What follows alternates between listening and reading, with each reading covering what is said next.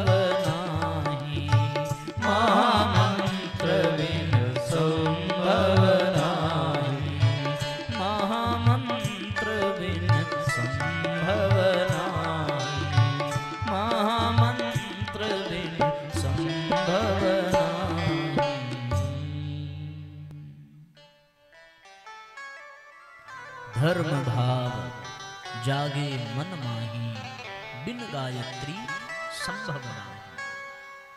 बिना गायत्री की कृपा के, बिना गायत्री के ये संभव ही नहीं है कि हमारे भीतर धर्म चेतना का जागरण हो।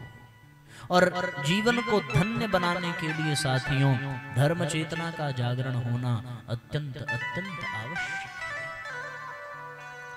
भगवान वेदव्यास से देवी भागवत में जन्मेजय जी ने प्रश्न किया है। प्रश्न करते हैं, भगवन् सर्वधर्मज्ञ सर्वशास्त्र विशारद। हे भगवान, आप समस्त धर्मों के ज्ञाता हैं, सब शास्त्रों के विशारद हैं। कलावधर्म बहुले नराणाम का गतिर्भवेत्। इस कलयुग में अपने धर्म पर टिके रहने के लिए, सद्गति को प्राप्त करने के लिए कोई उपाय बताइए। इस कलिकाल में धर्म के पथ पर चलना और भी अधिक कठिन माना जाता है। सतयुगी वातावरण हो सो धर्म भावना को जीवित रखना सुविधाजनक होता है, आसान होता है। पर जब चारों ओर विडंबनाएं ही हों, चारों ओर विषम परिस्थितियां ही हों, चारों ओर अधर्म का ही बोलबाला हो, अनीति करने वाला सुखी प्रतीत होता हो, नीति पर चलने वाला परेशान प्रतीत होता हो, ऐसी परिस्थिति में धर्म की भावना को जागृत रख पाना बहुत कठिन हो जाता है। जब आस पड़ोस में सब लोग दहेज ले रहे हों तो फिर हम दहेज छोड़ करके धर्म का पथ कैसे पालन करें? ये कठिन हो जाता है कि नहीं हो जाता? सब लोग अनीति पूर्वक धन कमा रहे हैं, सो हम ईमानदारी पूर्वक गरीबी क्यों बर्दाश्त करें? कठिन हो जाता है कि नहीं हो जाता? इसलिए साथियों, कलिकाल में जन्मेजय जी, ये महाराज परीक्षित के पुत्र हैं, सो इन्होंने वेदव्यास जी से पूछा है कि इस कलयुग में कोई ऐसा उपाय बता दीजिए कि व्यक्ति धर्म के पथ पर सदा आरूढ़ रहे, धर्म के मार्ग से कभी भटके ना। सो भगवान वेदव्यास कहते हैं, सर्वदोष निरासार्थम ध्याये देवी पदाम्बुजम। सर्वदोष का शमन करने वाली देवी पदाम्बुजम। कौन सी देवी? गायत्री माता। समस्त विषम परिस्थितियों को नष्ट करने वाली, विवेक की स्थापना करने वाली, विभेद को मिटाकर मानव के भीतर समता और एकता का सूत्र पिरोने वाली गायत्री उपासना का अवलंबन लिए बिना अब कोई और विकल्प इस संसार में नहीं है। विचार करके देखिए, कुछ तो ऐसी विचित्र स्थिति है, राम को भजने वाले लोग भी राम की तरह अपने माता पिता को सम्मान नहीं दे पाते। राम का भजन करने वाले भी अपने भाई को राम की तरह प्रेम नहीं कर पाते। राम को भजने वाले भी एक पत्नी व्रत धर्म का पालन कदाचित ही कोई करता हो। बहुत बिरले ही हैं जिन्होंने राम को तत्व से जाना और राम के रामत्व को जीवन में उतार करके राम के सच्चे भक्त, सच्चे अनुयायी बन सके। पर अगर सब बन जाते तो इस धरती पर पाप अपराध कहां रह जाता? भगवान कृष्ण को पूजने वाले, भगवान कृष्ण का भजन करने वाले भी, कृष्ण कृष्ण नाम जपने वाले भी उस कृष्ण तत्व से वंचित रह जाते हैं और वो कुकर्म कुमार पर चल पड़ते हैं। कारण एक ही है कि उनके भीतर विवेक नष्ट हो चुका है, उनके भीतर धर्म का भाव समाप्त हो चुका है। इसलिए आज लोग राम और कृष्ण के नाम पर भी मारकाट करने से पीछे नहीं हटते। इसलिए साथियों, धर्म की आड़ में भी बहुत सारे अधर्म हो जाते हैं। कारण एक ही है कि उनके अपने विवेक समाप्त हो चुके हैं, धर्म को मर्म से वो पहचान नहीं पाते, और ऐसी धार्मिक भावना, ऐसी विवेक निष्ठा उनके भीतर बिना गायत्री उपासना का अवलंबन लिए जागृत कभी नहीं हो सकती। ये भगवान वेदव्यास कहते हैं देवी भागवत महापुराण में। सो गायत्री उपासना ही एकमात्र विकल्प है। इस उपासना के द्वारा ही व्यक्ति अपने भीतर धर्म को जागृत कर सकता है। इस उपासना के माध्यम से ही व्यक्ति अपना तथा अपने आने वाली पीढ़ियों का भी कल्याण कर सकता है। सो साथियों, गायत्री उपासना के विषय में हम सबको समझने की आवश्यकता है। जो गायत्री उपासना के तत्व को जान लेता है वो सहज ही धर्म के मार्ग पर आगे बढ़ जाता है। जो गायत्री माता को पहचान लेता है और गायत्री साधना को जीवन में धारण कर लेता है, उसके भीतर धर्म के मार्ग पर चलने में रत्ती भर भी न संकोच होता है, न कोई परेशानी होती है। जिन जिन महापुरुषों ने धर्म के मार्ग को अपनाया वो सब गायत्री के उपासक थे, ऐसा शास्त्रों में वर्णन मिलता है। भगवान वेदव्यास स्वयं कहते हैं, पुष्प सार मधु दुग्ध सार घृत, वेद सार गायत्री अमृत। फूलों का सार जैसे शहद है और दूध का सार जैसे घी है, वैसे समस्त वेदों का सार क्या है? गायत्री है। आगे कहते हैं कि झाड़ी वेद माता उपासना, अपना वहीं जे विविध साधना। वेद माता गायत्री की उपासना को छोड़ करके जो अन्य किसी साधना को अपनाते हैं, उसके विषय में भगवान वेदव्यास कहते हैं, द्वैपायन मत ते हत भागी, तजी बहु व्यंजन भिक्षा मांगी। बहुत सारे सामने रखे हुए व्यंजन को छोड़ करके जो भिक्षा मांगता है, ऐसी स्थिति है गायत्री उपासना को छोड़ करके अन्य किसी उपासना को करना। ऐसा भगवान वेदव्यास अपने उल्लेख में उद्धृत करते हैं और ये बताते हैं कि यदि हमें अपने जीवन में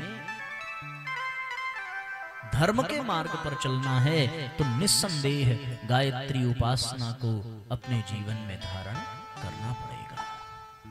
अन्य जो साधनाएं हैं उनका भी अवलंबन लिया जा सकता है, पर बिना गायत्री साधना के जीवन में अन्य कोई भी साधना सफल हो ही नहीं सकती। ऐसा भगवान वेदव्यास लिखते हैं। न केवल वेदव्यास बल्कि विश्वामित्र, वशिष्ठ, याज्ञवल्क्य, भरद्वाज ऋषि, शंख ऋषि आदि सब ऋषियों ने गायत्री साधना के विषय में जितना कहा है, जितना लिखा है, उतना अन्य किसी भी मंत्र के विषय में न कहा गया, न किसी मंत्र के विषय में लिखा गया। फिर उसके पश्चात भगवान ये भी आजकल का जो समय है वो तर्क और तथ्य का है और वैज्ञानिक युग का समय है। सो केवल प्राचीन समय के ही महापुरुषों ने गायत्री साधना की हो ऐसी बात नहीं है, बल्कि वर्तमान समय के भी महापुरुषों ने गायत्री मंत्र की साधना का आश्रय लिया है और अपने जीवन को उस साधना के पथ पर चल करके अपने जीवन को धन्य बनाया है। चाहे वो महात्मा गांधी हो, चाहे पंडित मदन मोहन मालवीय हो, चाहे स्वामी विवेकानंद हो, चाहे रामकृष्ण परमहंस हो, चाहे वो अरविंद घोष हो, चाहे महर्षि रमण हो, चाहे सुभाष चंद्र बोस हो, जितने भी लोग हैं इन सब लोगों का एक मत है कि वास्तव में गायत्री साधना से बढ़कर के श्रेष्ठ और दूसरी कोई साधना नहीं है। इसी साधना के बल पर इन लोगों ने धर्म के मार्ग को अपनाया, इसी साधना के बल पर ही उन्होंने अपने जीवन की आहुति समाज के कल्याण के लिए समर्पित करते हैं। इसलिए साथियों, जीवन में गायत्री साधना से बढ़कर के दूसरी कोई साधना नहीं है। ऐसा बार बार ऋषि मुनियों का, ऐसा बार बार महापुरुषों का कथन और वचन हम सबको प्राप्त हो रहा है। इसलिए जीवन में गायत्री साधना का होना बहुत आवश्यक है।